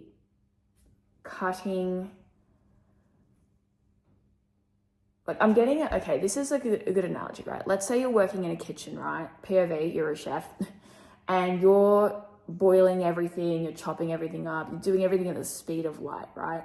You are laser focused, but then you tend to be a little bit snappy at people who disrupt or interrupt you or accidentally sort of, you know, maybe get in your way, or somebody forgets something, or, you know, like, or you're going, next minute you've just chopped off one of your fingers, you know, or you've, you know, slipped and fell and whacked your head on something because you've been go, that you haven't really stopped to think about your environment, the people around you, the safety. Like, you're locked in.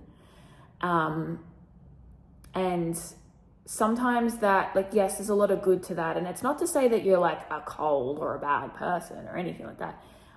It's just, whilst you are so heavily focused on your pursuits, your goals, getting through, I feel as though there's a need to stop and be like, okay, whilst I'm cutting off anything that isn't serving me with this, I also need to recognize where I might potentially be stepping on other people's toes, or potentially, you know, dismissing other people or dismissing my own emotions in order to kind of get where I want to go, right? And the Two of Cups is about balance and harmony and connective energies and bringing things together. So I think there's a need to balance that energy flow and exchange. It's like, imagine like two cups, like you pour into this, you pour into that, pour into this, pour into that, and it works. It keeps going and it works, right?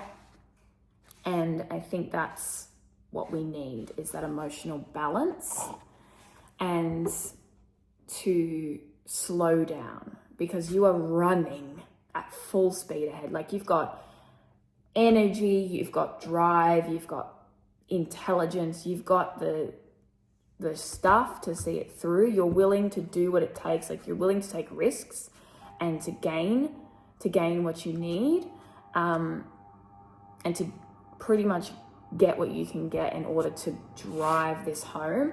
And you're willing to work through discomfort, pain, stress, but maybe you're not really listening to your body or to others or to your emotional side in the process. Okay, let's see what this connects to.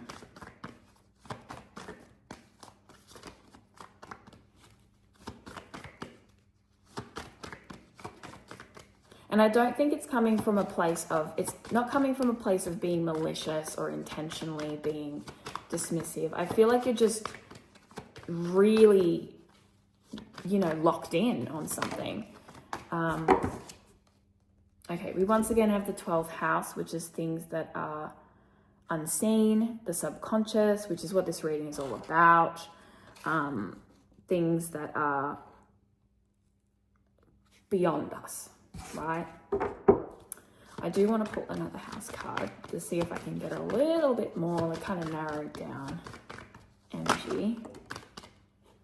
Okay, and then we have the 11th house, which is your wishes, your goals. It's connected to the collective, community, humanitarianism, charity, things on a global scale, friendship, socialization. So with those two cards being the overall theme here, I do feel like that you have a passion and a goal that is very purposeful, very, very much something that is in your soul to do, that you are very devoted to, very passionate about, and very clear on, right? And that's something that fills you up. It gives you a sense of purpose and satisfaction, and you're moving towards something that is quite good, right? So it could be something that genuinely feels hard to ignore, like a craft that you potentially do, like some kind of, like honing in your craft is very important to you. So if you're a writer, you're out there pumping out books. You know, if you're a business owner, you're out there ruling the roost in that regard.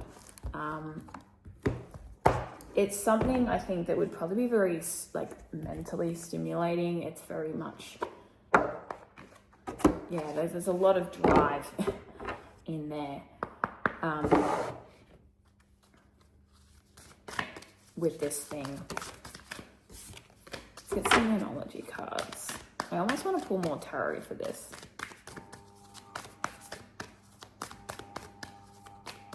But I feel like there's a need to slow down and to evaluate where you may be, being a little bit too cold, cutting off things that don't need to be cut off.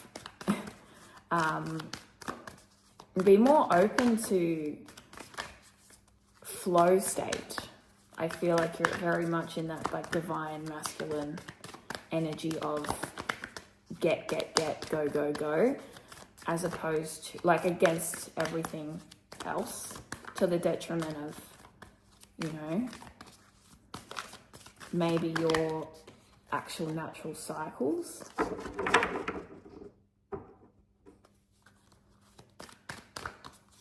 Let's get some Moonology.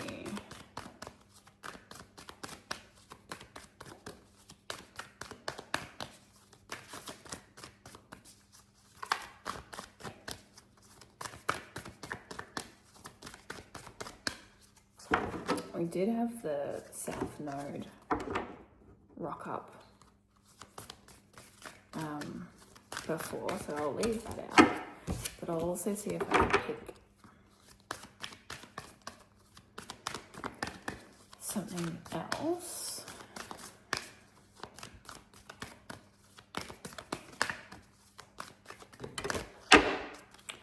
We have New Moon in Gemini, communication is key.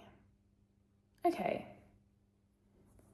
So I think potentially when it comes to you're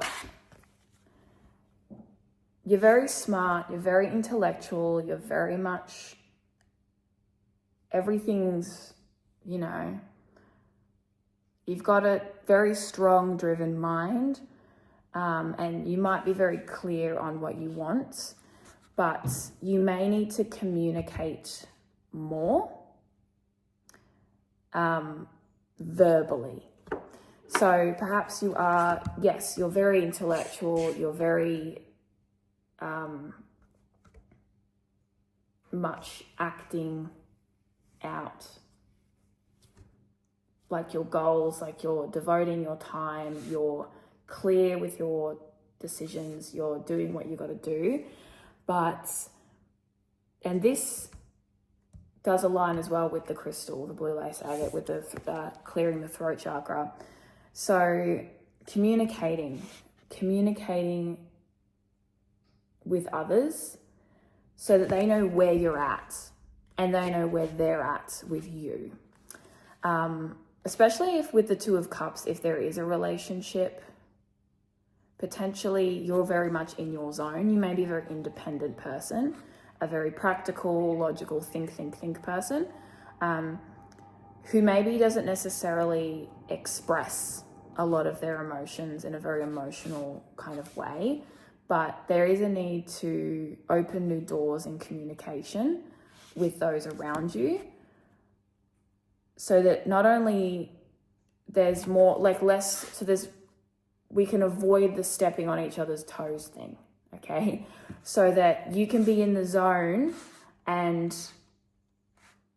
you know, be in that space, but without dismissing and kind of cutting off other people, okay? You may also have a tendency to cut people off, potentially, because you think so quickly, because you're so like, go, get it done, like let's keep the ball rolling in whatever this situation may be. Yeah, definitely open up the communication channels, because with the Two of Cups energy, it's balance. It's balancing your energies more often than not with another person, with other people, and making sure that you're stopping and going like, oh, have I actually asked my partner how they are? Like, I've been so entrenched in my office, in my job, or in my work, or with my creative pursuit, or with my mastery of some kind, that I haven't even spoken to them today. Or if it's at work, like, communicate with people so they know what you need, and so that, but also open that up so that you know what they need, right? Because that will be, and then we have the South Node. Don't let the past hold you back. I'm not sure if that's super relevant. It was the first card that came out. We will just sit it over there, just in case. But definitely,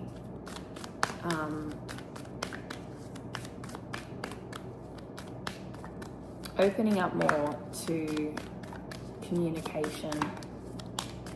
Also, if you need something, ask.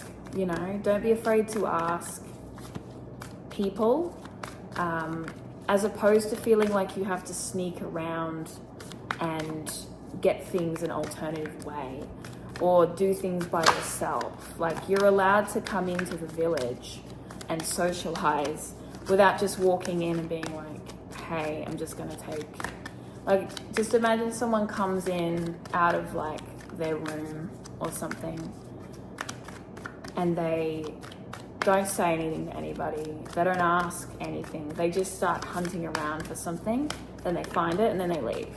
You know, don't be afraid to ask for help, ask for things. I think you'll find that people are more willing to help you than you think. Like, you don't have to do everything by yourself. You don't have to like sneak around or go the back way to get things. You can also stop and like tend to yourself and that kind of thing, as well. And you're allowed to take breaks. You're allowed to feel. You're allowed to be human. You're allowed to rest. You're allowed to express that you have needs. You don't just have to go, go, go. Then we have, it's time to take action with New Moon in Aries. I feel like you taking action isn't an issue for you. Like, I feel like you're taking action. I feel like you have taken action. You know, I feel like you are, a very spirited person who does take action, as opposed to, you know, avoiding that.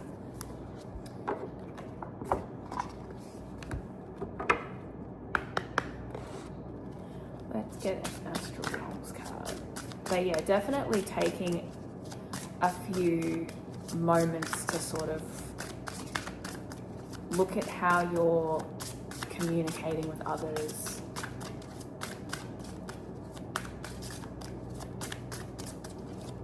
How the collective's experiencing you and how you're experiencing the collective.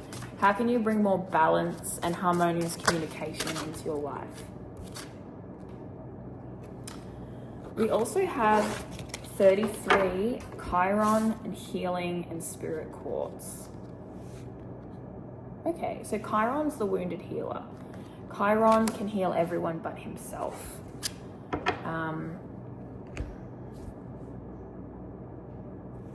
Chiron is, everyone has a Chiron placement in their chart. So that area of their life is connected to where they have reoccurring wounds that feel like they're always bleeding. And in that same turn, that area is where you're very gifted at healing others, because you know what that is like and what that experience is like. So there could be some healing that needs to take place. And with the past, like the South Node, in astrology with our South Node, that is where we're comfortable.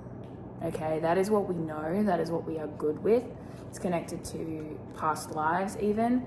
I'll give you an example. My South Node is in Capricorn in the 11th house, which is also where my Mars placement is. So that comfort is around trying to work really hard, be driven in terms of, you know, belonging in the collective, fitting in the collective. And your South Node is always the opposite. And that for me is in the 5th house, which is about your authentic, creative, playful self, you know, and it's in Cancer. So Cancer is very nurturing, very maternal, very expansive, very emotional. And Capricorn is very like, let's work, be successful, we're driven, we're practical, very Saturnian. So discipline, karma, lessons, struggle, climbing up that mountain. And then Cancer is more that receiving, letting go, softening, and letting things come to you as opposed to fighting. And I've had to come to the conclusion that my natural desire to like scrape and claw and fight to try to get anywhere in life has led me nowhere, because I need to stop and soften and go, okay, I am being called to, with my North Node, to embody that receiving energy and nurture myself, and to have fun and to be an individual, as opposed to 11th house, which is belonging in the collective, social groups, fitting in. And the 5th house is that authenticity and individuality and expressing the self. So I feel like you're very comfortable in this energy of the mind and the intellect. Maybe your South Node is connected to, it could be connected to the 11th house as well. It could also be connected to the 10th house. So it could be in a Virgo placement, or like a Gemini placement, like a strong mercurial intellectual placement. And so you could very well be naturally kind of inclined to be more dismissive of that emotional side, be more intellectual, be more driven in that way. You also might feel like you have to be super independent because people have never been helpful to you. People have never extended help to you. And so the reason you may struggle with asking for help and communicating your needs, as opposed to just going, yeah, I'm going to go and do this by myself. I'm not going to ask for help. I'm not going to bother. We're going to get this done. We're going to go and we're going to do it by ourselves. And I don't have time for any of that, you know, communicative bullshit that doesn't work, you know? And that's reciprocity and that flow and that communication. You might find it a lot easier just to go, okay, no, I'm going to go off and do this by myself. Like, I'm not even going to ask for help. Like, you might walk past 7 people willing to help you and not ask a single one of them, and instead spend 5 hours teaching yourself something, or finding something yourself, or doing something yourself, because in the past you haven't been received well when it comes to communication. And so they're definitely, and the number 33 could be significant. 3 is the number of the 3rd house, which is communication, your neighbors, neighborhoods, things like that.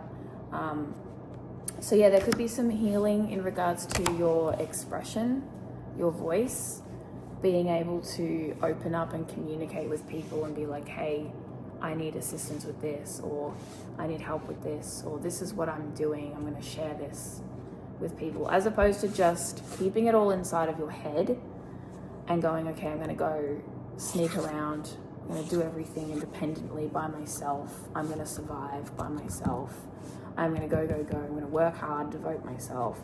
And you know, trust in myself because I'm the most reliable and other people haven't been so reliable, or other people haven't received me well when I've asked for support or I've asked for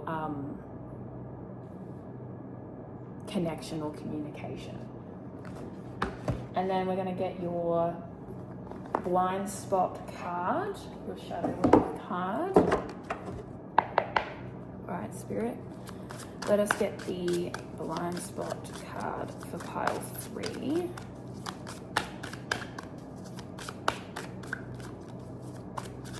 So yeah, you could be a very driven but quiet achiever. Like, you do everything behind the scenes. You're not necessarily sharing it with the world. Perhaps because you feel like you're an outcast in a way, or you're not wanted, or your ideas aren't very good, or people just don't really receive that in a positive way. And so you're just like, all right, I'm independent, I'm focused. But because of that, you're then sort of dismissing any kind of potentially good communication. So we have 32, but we also have another one that came out with it, which was 75. So let's take a look at both of them. The others didn't get to, so it's interesting.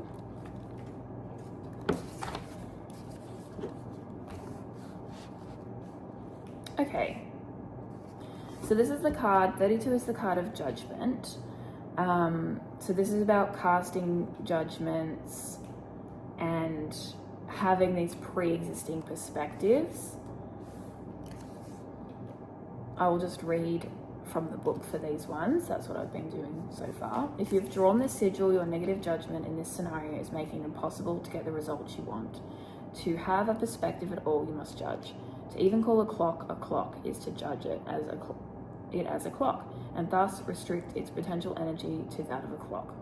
We judge, that's what people do, and judgment, like any tool, can be beneficial to you or harmful to you, depending on when and how it is used. We all have a perspective about each other. If you have an opinion, you have judged. Trying not to have an opinion defies life. People hear judgment and they often think, oh, you're calling me judgmental, you're calling me rude. And it's like, no, judging is like, you can like walk down the street and be like, oh, I'm going to assume that there's going to be none of these bars that I like left because there wasn't last time. Yeah, that's just a judgment. You know, like, it's not necessarily always used as a word of insult. It's more so just a general, you know, thing. Anyway, back to this. It is the flexibility or openness of the opinion that makes the opinion even more or less painful. And it is our perspectives and individual preferences that fuel universal expansion. Hearing other people's honest perspectives can be very beneficial to our growth and to the expansion of the universe. A great many people try to get rid of all judgment in themselves. This is neither beneficial nor possible. However, noticing and changing your painful judgments, the ones that seek to push something away from you, as well as developing a flexibility in your perspective, is beneficial. If you've drawn this sigil, what you must first understand is that it is painful to negatively judge and disapprove of something for both the giver of the criticism and the receiver. In holding a negative judgment, we must match the frequency of our negative judgment, and so we hold ourselves as well as the receiver in a low vibrational chokehold. This is what we do when we try to push away anything in a universe based on the law of attraction. We do nothing but vibrationally join the thing we are pushing against. It becomes included in our vibration. This is why many teachers and guides will tell you not to accept any negative judgment within yourself, and instead adopt the policy that if you don't have anything nice to think or say, don't think or say anything at all. But this is neither practical or useful, and it puts a muzzle on a part of you that very much needs your attention and care. Becoming aware of your own judgments opens the door for growth and sharing your honest opinion or experience. Even if that opinion or experience is not positive, it provides others the opportunity for growth. When we make judgments about situations, we believe behavior is due to something in a person's situation without fully understanding that person's situation. For example, we may judge someone as irritable because they are on their period, when in fact it is because of something that we did to irritate them. When we make judgment about a person's character or personality, we believe their behavior is due to aspects of their personality, which often it isn't. Our brains are wired to make automatic judgments. We move through the world quickly discerning. We do not spend time or energy on understanding everything we perceive. When we judge, we have an attachment to right versus wrong and good versus bad. We are very black and white in that way that we relate to the world.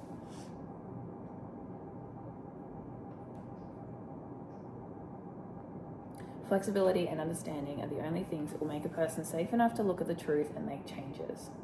If you have drawn this sigil, use awareness, patience, and bravery to get outside your attachment to what is right or wrong, good or bad. It is critical so that you can understand instead of judge. Doing so sets the stage for unification, harmony, and the communication that creates resolve. Very Two of Cups at the end there. Okay, yeah. So I feel for you that either this is connected to maybe you've received a lot of judgment, and so you now judge others as already negative experiences or negative opinions before they've even had the chance to share their opinion with you. So potentially there is some issues with where you have expressed your ideas, expressed yourself, expressed your goals, plans, creations, and people have shut you down. People have criticized you. People have shamed you. People have made it feel like you have to do what you want to do hidden or away or separate. You may have to be yourself in a very isolated way, or you may not rely a lot on the support of others because previously there hasn't been a lot of support. And so you've shut down the part of yourself that is open to others' opinions and to other people's thoughts on things and to that open channel of communication because of that past hurt. And so that definitely is something that needs to be opened up, because maybe you were kind of shunned. With the Seven of Swords here, with this coyote, sort of, the shadow is a different creature. The shadow is like appearing to be like kind of like a monster, right? And this coyote is coming from the hearth, right? The home, the family, the fireplace, the community, because fireplaces, like fire pits, the fire is the home, the hearth, the community, right? And so you may very well have been shunned in that kind of way and felt like you had to kind of go through everything independently by yourself, sort of ostracized. And now it's sort of like, well, I'll just, go around the back way, go around the long way. I won't ask for help. I won't share my ideas. I'll just pursue them internally and I won't share that. And people won't know what I'm doing. People won't know where I'm going. People won't know if I need help or not. And it can shut you in. And I feel like there may be people around you now that want to know what you're doing because they love you and they care about you and they support you and they want to know how you are, what you're up to, if they can help. But also you should be allowed to tell people about your career or your projects without immediately assuming that they're going to shut you down and criticize you or tell you that it isn't a worthwhile pursuit. Then we have 75. Let's see if this resonates.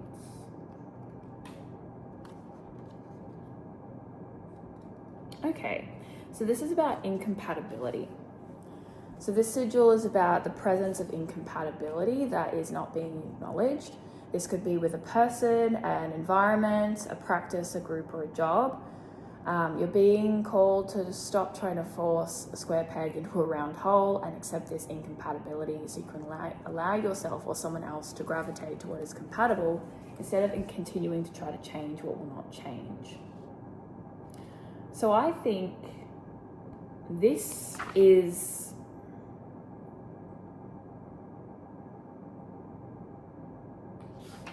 quite interesting. I'm going to keep reading this and then I'm going to talk about what I'm thinking. Incompatibility is the condition of two things being so different in nature and so uncomplementary in that difference that they are incapable of coexisting harmoniously. It is tempting to assume that incompatibility is simply about having differences, but what incompatibility is really about is putting people with these non-harmonious differences in roles or positions with each other that require there to be no difference, or that require a difference that is non-harmonious in nature to be harmonious. When incompatibility is present, it is usually very difficult for people to admit to it, to change the nature of their relationship or their roles in each other's lives, or to end the relationship. We want everything to work out so badly because we can't face the reality of the incompatibility because of what it would mean to us. But due to this, we destroy the relationship. We try to make the other person compatible with us by making them wrong or bad for their difference, which creates shame in them, and they most likely will do the same to us. Side note, quick thing I actually wanted to say. So with the Two of Cups here, this thing that, okay, side note, I know it's different to what I was saying before, but this just made me think of another very real possibility that for this pile is that you very well may be in a relationship and that is the thing that you are like laser focused on and pushing and pushing and pushing and working for, okay? And it may be something that you feel like you are, there's self-deceit in believing that that is going to work. And you're pushing through the pain and discomfort with this Eight of Coins here, who's working on this despite crying and being inflamed and being miserable.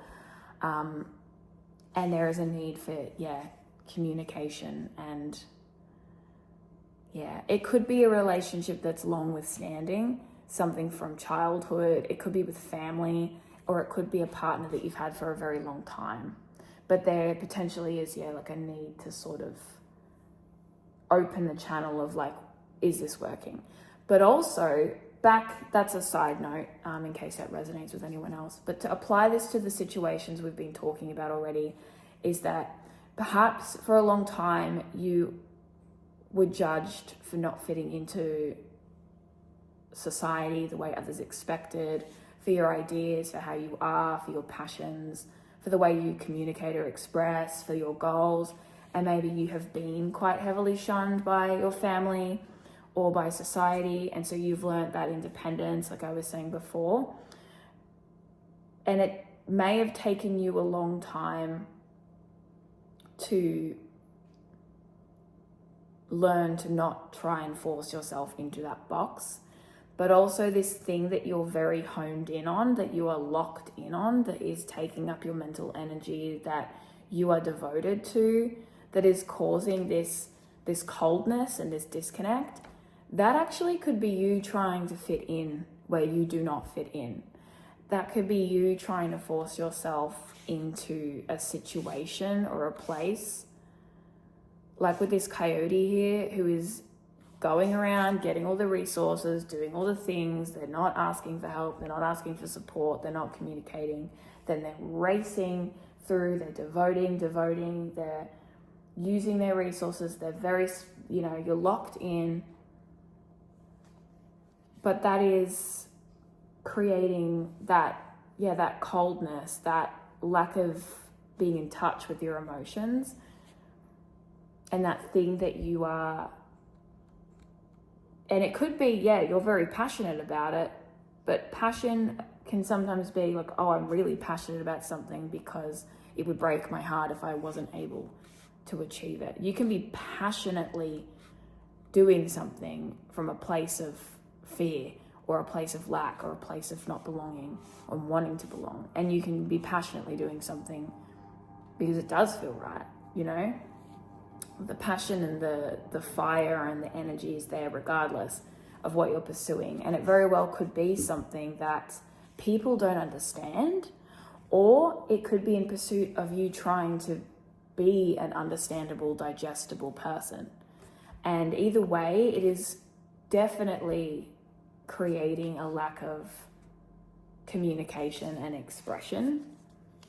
So this thing that you're very passionate about, that you're driving home, that you're honing in on, that you're working forward for, is not compatible with you or not compatible with society. Either way, one or the other. Either you're, I know who I am, I'm following my path regardless of what people say, but that is showing up as like, yep, all right, it's pretty clear that I'm not fitting into this box and I need to heal the wounds that come with that, or you're still trying to shove yourself in that box and fit in, okay, with the social community. So it's a very dual message, but there is, with this shadow card, incompatibility. I'm going to keep reading this here. Okay, try to make things compatible. After a while, the emotional condition itself is shame and resentment towards each other. Often when we make the other person wrong for their difference, we come up with a reason why they're wrong for it and then try to heal them out of that difference or to change it so it doesn't exist. The message conveyed by this approach is you will need to be fixed because something is wrong with you. They will feel totally unloved and unaccepted. There is a time when people, things, or circumstances come into our life specifically so that we will change and morph into different, healthier, and more expanded versions of ourselves.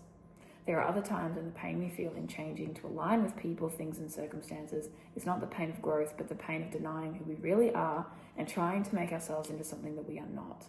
This is one of those times where the pain does not mean positive growth. It means either you're resisting your true self or someone else's true self, or someone else is resisting your true self or their own. Okay, so yes, this thing that you are locked in on, it very well could be, something that's authentic to you, you following your path, but there is pain in that because you're realizing like, I don't belong with my family. They're not going to get me. They're not going to understand my relationship choices, my career choices, my life choices, who I am, what I do. But that's okay because this is my path. Or you could still very much be, jamming yourself into connections that do not fit or trying to get that kind of approval. And it is generating this coldness and this lack of compatibility. And so that's the subconscious message. That's the thing that's been in your subconscious of where exactly are you feeling unaligned? How can you listen to that? How can you open that up and express yourself truly?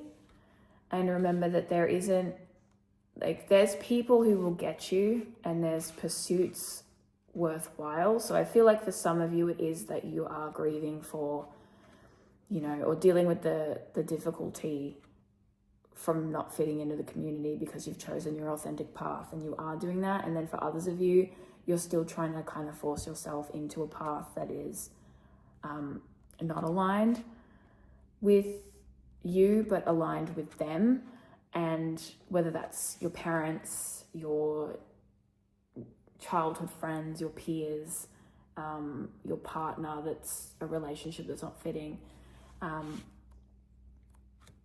there needs to be a lot of healing in that regard. Healing around community and fitting in. But also like being open and being proud. Like you're allowed to be proud of who you are and what you are and what you do that is authentic to you. And you should be proud of yourself, regardless of what other people say or what you think that other people will say, because better, new, more compatible people will come into your life. And when they do, you do not want to cut them off with the assumption that they are going to be just like the others. That is the reading that I have for you, pile 3. I do hope that some of this resonated. Obviously, there's a lot of different messages in there, but it is a collective pick a pile. Please let me know down below in the comments what resonated, what you enjoyed about the reading. If there's any feedback that you have, put it in the comments, and I hope this was helpful for you in some way, and I'll see you guys in the next reading.